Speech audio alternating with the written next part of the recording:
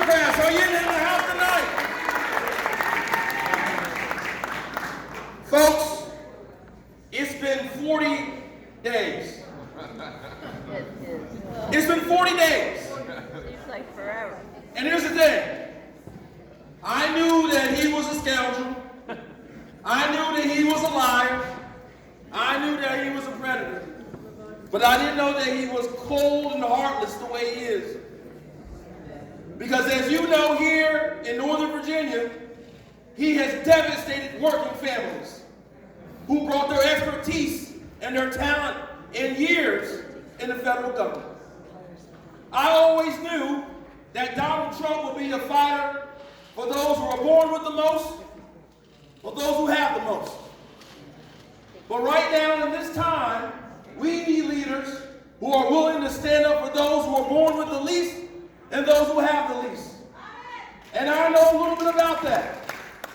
Some 44 years ago, I was born to two unwed teenagers, black teenagers, who didn't have very much. And when you're born to a couple of teenagers, you know the outcomes. You know the expectations. There's zero, there's zilch. But by the grace of God, I had a grandmother who intervened, and a father who sacrificed. And even though I went to school with holes in my socks, sat in the back of the classroom, waiting to go on field trips that I wasn't allowed to go on, and living on free and reduced lunch, I became the first in my family to graduate from high school, the first in my family to go to college, the first in my family to graduate from college. And when I graduated from James Madison University, I devoted my time, my life, to fighting for the left out, the least, the forgotten, the underdogs, and fighting for fairness. And that's why I joined the Democratic Party. And I'm no Johnny-come-lately Democrat. I knocked on the doors with my clipboards.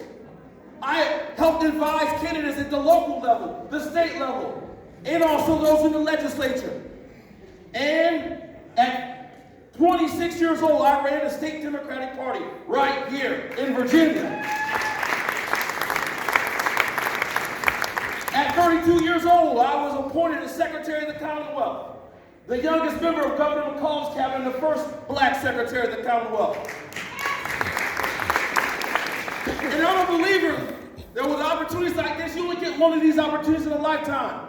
And when I was there, I led the initiative to restore the rights to former offenders and returning citizens, 200,000 restored under Governor McCall's watch. People like my father, who would walk into rooms and get doors slammed in their faces because they wore a scarlet letter for a lifetime.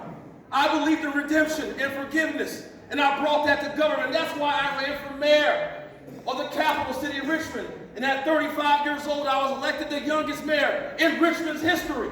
And over the course of the last 8 years, as mayor, I continued my fight for fairness. Number one, we saw poverty drop by a third under our watch. More people living in prosperity.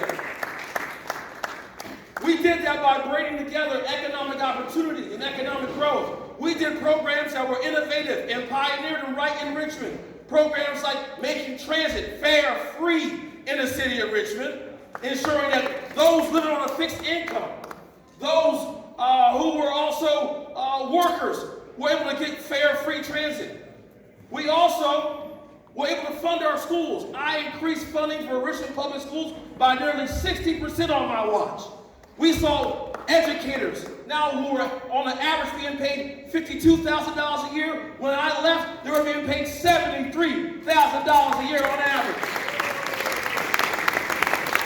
And last but not least, I will always be tagged with, and I'm proud of it, I was the guy who ordered the removal of every single damn Confederate monument in a former capital of the Confederacy. And now, I'm ready to be your lieutenant governor because I believe every Virginian deserves a fair shot, no matter the color of their skin, no matter who they pray to, no matter who they love, no matter what party they vote for. And a fair shot to me begins with our rights. And that's why I will be a loud advocate to ensure that every one of those constitutional amendments, marriage equality, restoration of civil and voting rights, and reproductive rights get protected in the Virginia Constitution. I'm an awful believer that a fair shout begins with being able to afford a life in Virginia, being able to afford a life in Northern Virginia. Now in Virginia, over half the renters in this state pay more than a third of their annual income on housing. Over a quarter of homeowners use most of their annual income on housing. It's time we build more housing in the Commonwealth of Virginia, more affordable housing. And when I team up with our next governor, Abigail Spanberger, I want to make sure to be a housing czar to ensure we build housing every part of this Commonwealth and incentivize the localities to do it. Last but not least, I wouldn't be here today if it wasn't for education. It's time that we retain the title in this state of being the best place to raise a child. That means from the time they're born to pre-K, to K through 12, to higher ed, we need to make it affordable and more accessible for kids to grow and learn in the Commonwealth of Virginia. Tonight as Democrats, we must crystallize the reason why we do this.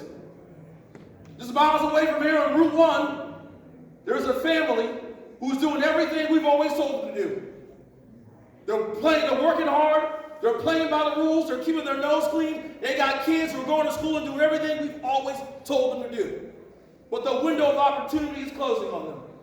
And we need to be the party that will fight like hell for their opportunity. And so tonight, I'm asking you to join me. Will you fight like hell? Will you fight like hell for Abigail Spanberger? Will you fight like hell for the Democratic ticket? Let's get